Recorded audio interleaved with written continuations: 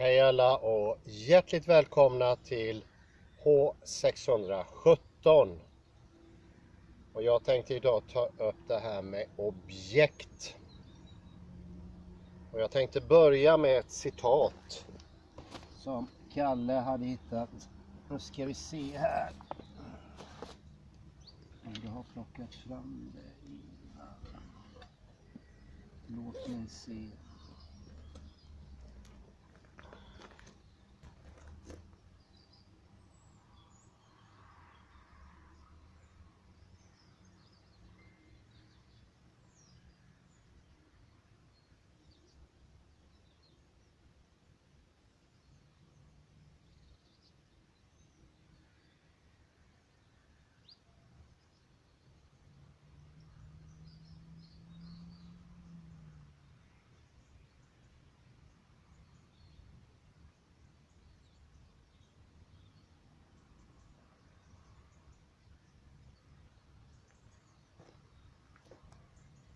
Det här är från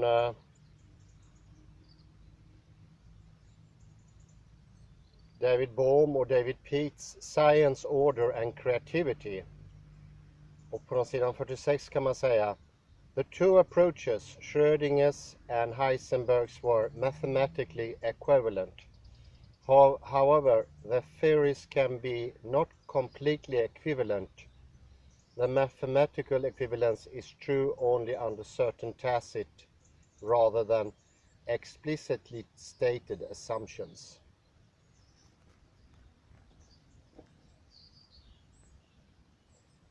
Och på sidan 81: Bohr himself had emphasized that there is no meaning in talking about existence of the electron except as an aspect of the unanalyzable pattern of phenomena in which its observation takes place. And I would like to say this goes as well as larger objects, not only electrons. It does not make in reality any sense at all to speak about existence as such, as some sort of property, but not property in the regular meaning. It's a property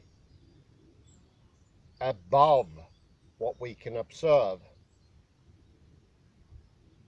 And now when we start thinking about this in this way, we are leaving the known universe, and we are more or less entering into the abstract. And since there be no reason for that, well, the reason, I would agree, the abstract has its reason. When it has its reason, it's quite all right. For instance, when the left brain does something to hunt down maybe a worm for a bird, or what you have it, a fox can find a mice, so forth. You have the abstract notion of getting something for survival or pleasure or whatever. But in this case, the sheer term of existence or the property of existence have never been created in the purpose of having a purpose. It's been created by something arbitrarily, and that is very, very down-putting on science. Nothing good can come out of something that is arbitrarily decided.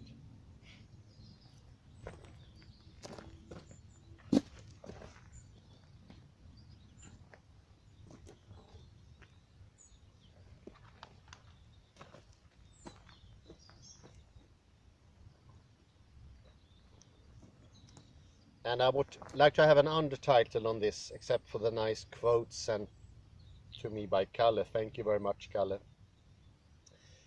And an under rubric would be that the objects are doing much harm in the system, because I would, in this essay, this lecture, argue that the notion of explicit objects block our implicit knowledge of the world. It's a little bit like the explicit objects that serve like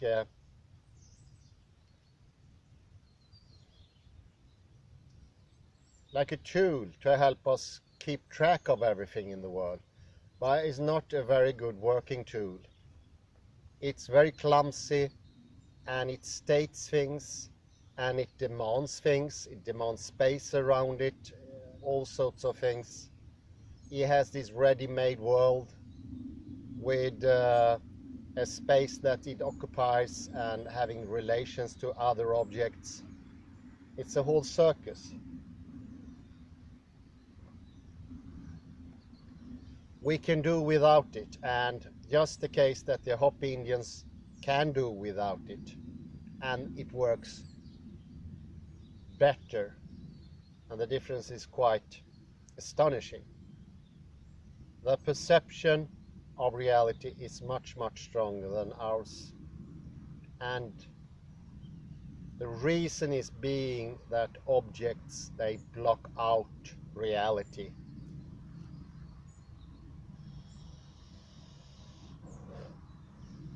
And I start this thinking by making a comparison between implicit and explicit.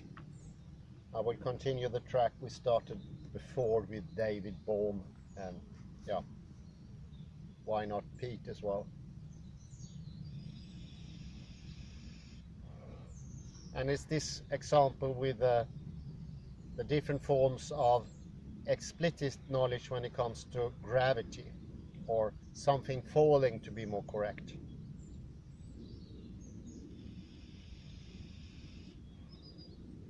15th century, something falls because it wants to. It's the Aristotelian viewpoint. Fast forward to 17th century, and you will have a movement towards the world directed by force, taking everything to the center of Earth. 19th century, you have a curvature in space-time. Yes, we now entered the Einsteinian era. A couple of decades later, we have gravitomes, a sort of particles that arrange gravity, or what you call it.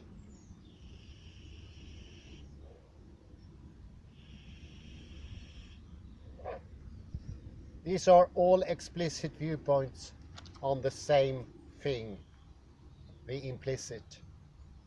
And I said it could be like a rock falling. But we have to notice there is an ex posteriori already in Western languages you can't find in, for instance, the Hopi language. And it's I caused the stone to fall. Because I and falling is embedded in each other. It's an implicit thing. And we cannot say ex posteriori, we see an Indian, he causes the stone to fall. Because then we would make the mistake of regarding something in hindsight. Alltså i efterhand in Swedish. We would commit the error of ex posteriori. And we need to understand the two things are incommensurable. And did I manage to pronounce this also? I'm very happy. Yes, indeed, they are incommensurable. And they should not be made commensurable, like the mistake of Steven Weinberg. And I think it would be a very nice object for our criticism is to point them towards Steven Weinberg. Now we're entering more into physics and quantum physics and the body and implicit. Steven Weinberg is alive, not something you can say about Descartes. So we could even approach him with his inventing. So you have different explicit connections. And the same is what Bohr says about the electron. There are different models, and What you're working with in physics are the different models. You don't have another explicit thing. And here comes my comparison with, in Hopi Indian language, is causing the thing to fall and the falling is inseparable.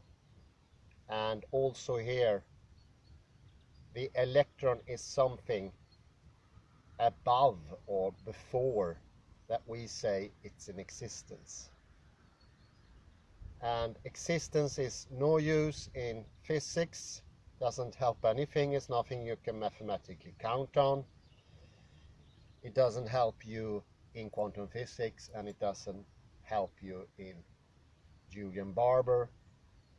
Actually, it doesn't do much help in Newtonian physics either, although it is stated there like a proxy, you can call it.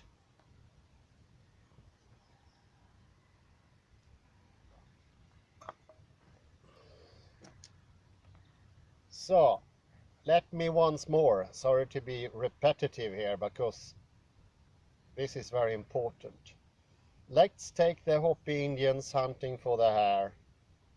They have different explicit information, but they also have implicit information. Our body receives a lot of things, and we don't even have a clue about half of them, or I would say even less.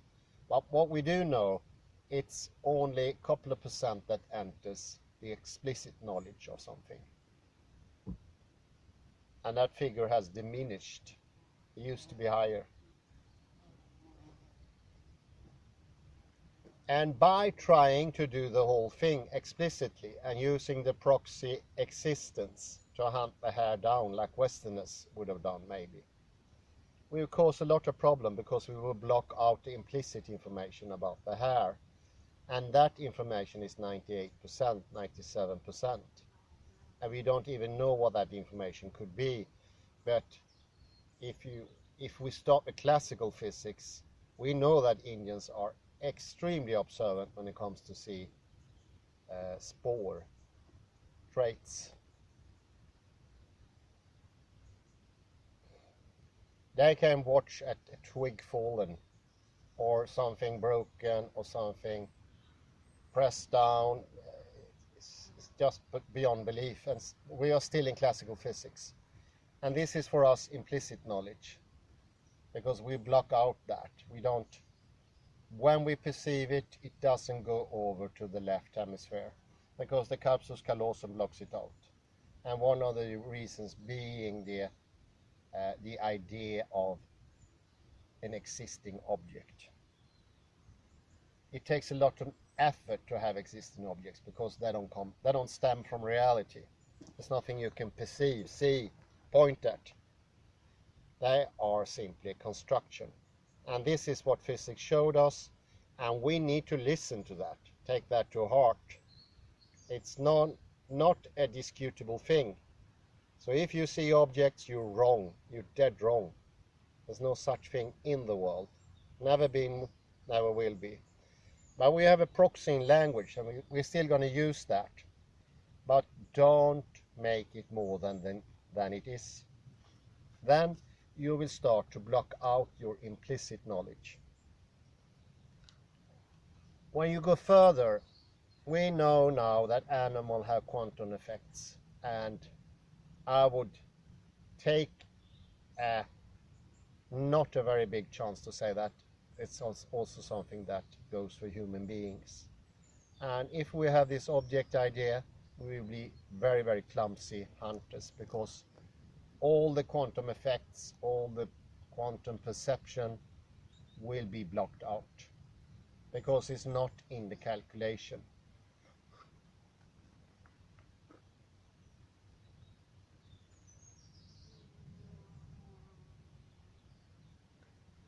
And this is the same we are doing in the West, because we moved consciousness, the subjective, from the body where it's normally situated, and often using the metaphor of the heart or something similar, the chest, moved it up into the head. And in the head, it's not even literally in the head. It can be in a vat or somewhere in the air or somewhere, which is more or less the case. And this airy head or airy subjective takes its objects as domains. It owns the objects and it tries to manipulate them. It's like a domino game, but the domino game doesn't have any rules because only reality can provide rules. That is something Wittgenstein showed with internal languages. You see how all these different scientist philosophy comes together. Linden shows that consciousness has moved up to the head. It's been made transcendent. It's now a construct that owns experience or disowns experience. Like we know, a lot of the impressions from the body is being blocked out today. I think it's like 75%. That's a lot. And then we have Wittgenstein to show that there can be no internal manipulation of these objects to sort of find the hair.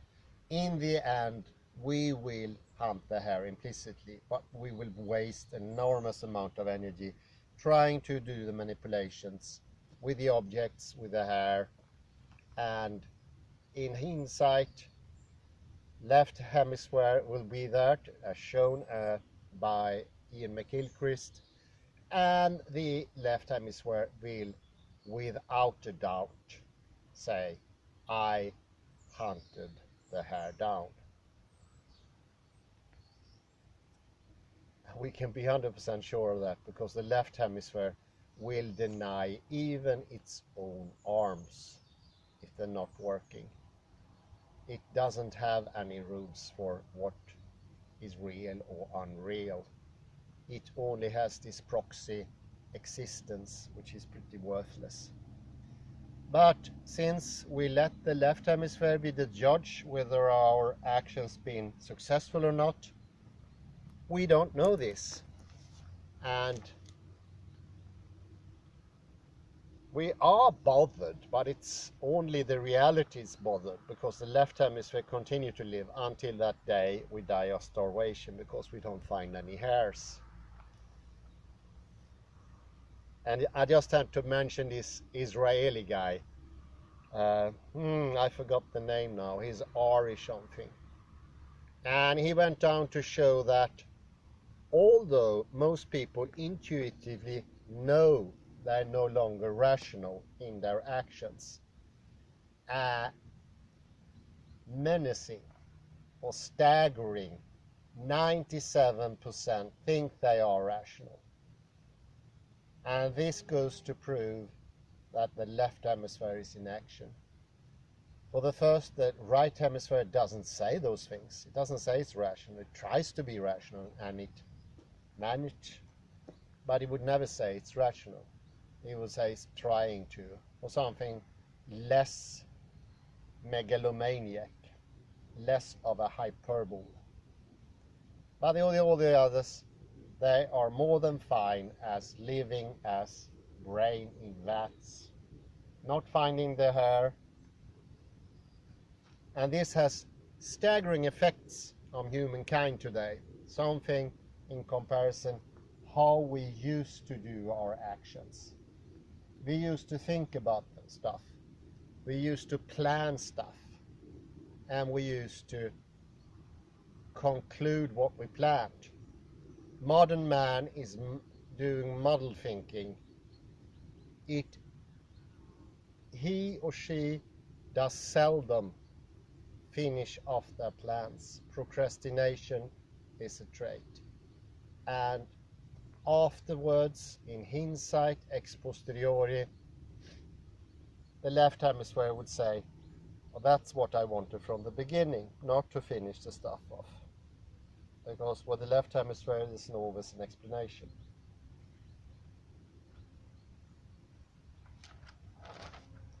We are lacking in happiness today. We have disrupted families, we have careers that don't work, we have unhappy relations within society, between societies. We even have wars and hostilities. This is the modern world, and this is not how the world used to be. Yes, we had wars, but they were very, very small. Human beings always saw it destructible to have too much wars. I think my favorite there is Leonardo da Vinci. In his fever of creating mechanistic things, he invented a first sort of a machine gun and different cannons and other objects. It almost killed him, although this was a very, very small part of his inventions. It came to use, I think it was the Medici used it for some wars with Siena or Pisa, whoever they were warring with. But it came to be used in war, but it was so diminutive. But this was something that tortured Da Vinci in his olden days, that he constructed these machines. And something I would be very hard to believe would happen today. With this cruelty we see, and the left hemisphere, as Ian McGilchrist says, constantly denying all facts, denying all information, all knowledge. And this is the body being cut off. We need the body to understand the world. And although Putnam and Searle says we can be completely disconnected from the world, it won't do any difference. I don't think that's true. I don't completely agree, because my body is situated in the world, and for me it's very hard to deny that. I know that Descartes, he wasn't sure. He thought his mind could be tricked to believing he had a body, and I would say that he was in that aspect completely traumatized or sick. That's not a normal thing to say even. Doesn't make any sense.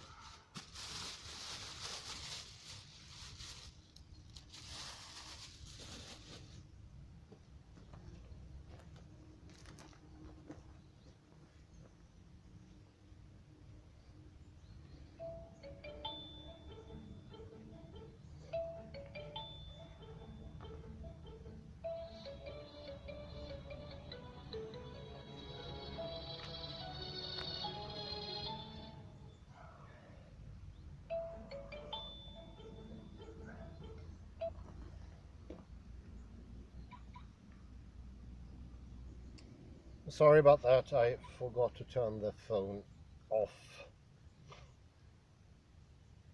Well, it's very interesting with objects, and it's something we inherited from the Greek, of course, and you can see slowly how objects start to form when we leave the epoch of the Iliad and the Odyssey, and it coincides very neatly with with the start of philosophy. And maybe that's not a coincidence, I don't know.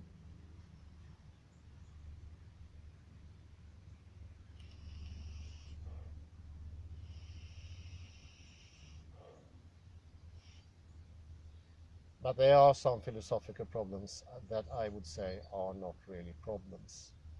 Whether we are a brain in a vat or not is definitely not one of those.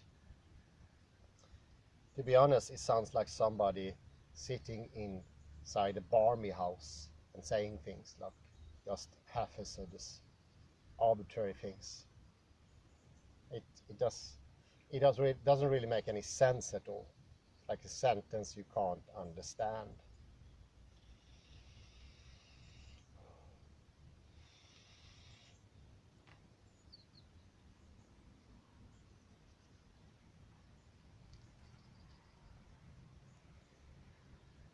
And maybe he has a point to be mean here. Ian McGilchrist says that schizophrenia is a new thing. There are no documented cases before, well, at least mid-18th century. We know that for a fact because the things that the schizophrenic does is so out of the ordinary, so it should have been noted. It's like nobody in Sweden would have noted elephants walking about.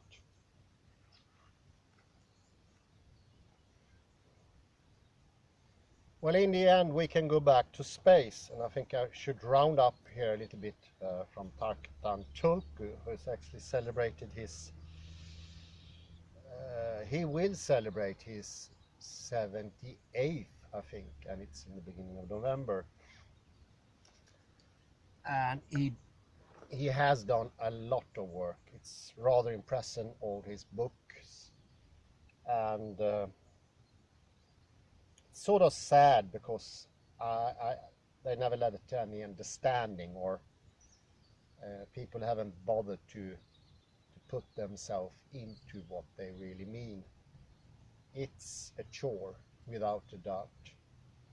And in the beginning, you get a sense of losing your ground. Well, it couldn't be expressed any better.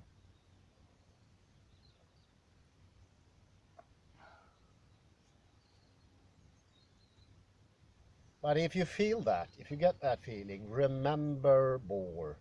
Remember what he said about the electron. We're not losing anything. We are gaining immense amount of knowledge. There's no lost. It's a gain. And one friend of mine who is a quantum physicist, and he said, well, here we can use ex posteriori. And he said that looking back at his olden life before quantum physics, he got scared that he walked around having these illusions. And he was stranded in problems, but he said it could have been much worse. And he also had company to take care of, a family to take care of, and he understood later that he let everything like happen. And all these ideas of rationality turn out to be bländverk. Nothing.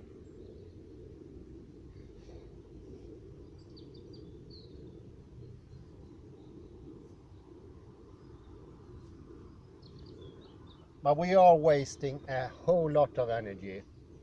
So Bohr and his son should be grateful to pointing this out. Objects should never ever be calculated on in quantum physics, and they should neither ever be used in ordinary life, because it's going to be so demanding for you to construct these objects every morning while probably we're sleeping with them at nights, and we create relations in between them, and we have this idea of everything is happening in a head situated in the vat or whatever. This is tiresome. This is friction against reality because it never works. Sometimes it half works, sometimes it doesn't. It's like trying to fit a square into a round hole. You can try, but and maybe you will succeed in the end because you're going to make the square thing round. But it's going to take a lot of energy. And this perceiving friction, I would say, this is a friction everybody feels today. And I wouldn't call it stress. I could call it something like pre-stress. Sorry, I'm not standing on flat ground here. Noticed. Need to take in my environment, I think. I'll change over here. Well, that's a rather good example. Went into the lecture, I think I'm standing on flat ground, and I start to move my body that way. And this is obviously the head consciousness trying to control my bones, my legs. If I would have sort of stranded here in this place, taking in the environment, my implicit knowledge of the mic, of the ground not being flat, would have come to my body and I would have changed position. Not a good way of standing.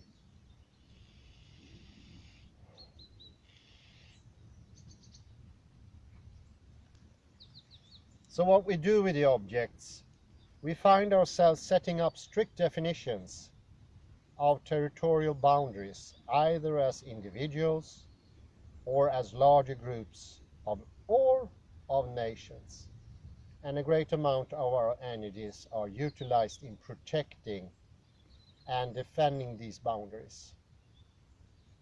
But what we can do, we can open up our perspective and we can discover new dimensions of space within our immediate experiences. And then you will feel corporally and psychologically a lessening of friction, a lessening of compression, and there will be loads more space, both for thoughts and for your body, for your being.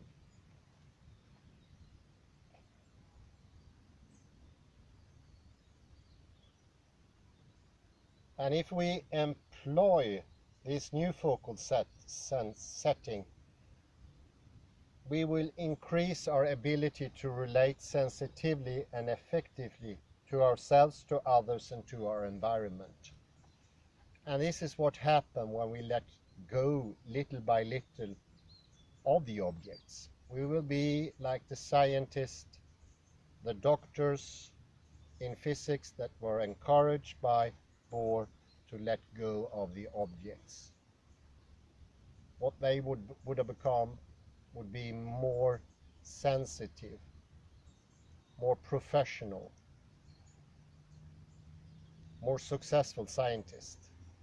And when we are letting go of the objects, we will be more successful in our doings, in our hare hunt, or whatever we set our goals to do.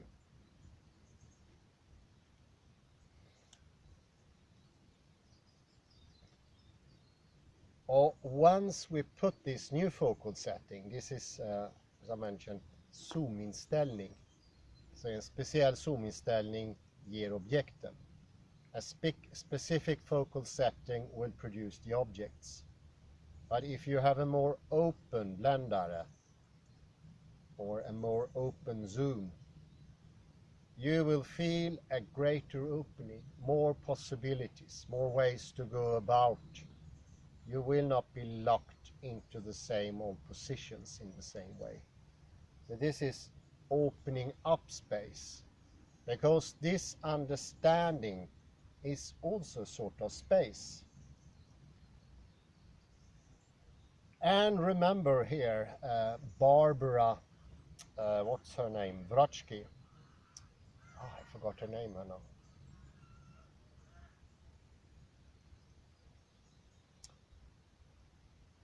She says that thinking is space and takes space.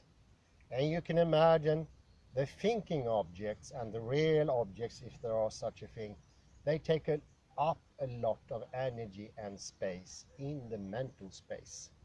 It makes it crowded. It makes it very hard to manage. And things that we often mention in daily life as balloon head or rushing thoughts, these are all like indications of that there is a lower space in working, Newtonian space, regulated by objects and our will, our wish to construct them constantly. And we also have pinpoint from neurology here that our eyes get too strained because we are doing a play every time we enter a room or see something new. We try to zoom in on objects. And that's a static focal setting, alltså en snedställd bländarinställning. Kommer inte finna objekterna som sådana, men ni kommer försöka. And that would be a strain, an actual strain on the eyes. Recognize and causing myopia. That habit causes myopia in the end because it's not a natural gaze. It's an object gaze. So we're trying to do the opposite, what's in contrast to what's actually happened. Reality comes to us directly, without any postponement, and after the fact that we sort of perceived reality or are in reality, we try to construct things out of that reality. And we fill up reality with the objects, and we fill up the thinking space with the objects as well. And they won't go away. They will be there permanently. So you have unnecessary hairs running around. Or in worst case scenario, sitting still, filling up all space. And this could be a little bit like, well, something I experienced myself. You start looking for one hair and you get so into it, you objectify it. So when another hair turns up, which could happen, it's nature, which interesting enough, we hunter, we don't think that. We don't think that's going to happen. But when it happens, usually that hair will be ignored, at least first, until it's too late. I think that's such a good example. I think we should round up there. And I try to get into this book a little more. And I hope this process of taking around Barbara, I forgot her name, sorry about that, Barbara Vritsky, about her thinking space, and they can be crowded and they can be stagnant. And then we went into Wittgenstein. We cannot have a language inside our heads in this abstract head that Richard E. Lind talked about. And we cannot have a sort of a system for manipulating the objects inside the head. That would be private language. And then we went further into Bohr, who said that electrons will cause the scientists to do unnecessary calculations, and those calculations, sadly enough, will also most often be off the point, not accurate, non-specific in a way. Because we need to be specific in reality. Nära skjuter ingen hare, tycker jag är det ordspråket som bör avsluta den här föreläsningen. I don't know how to translate that into English. Please help me. But a quick translation would be, to shooting very narrow hair doesn't get you the hair. Okay, thank you very, very much.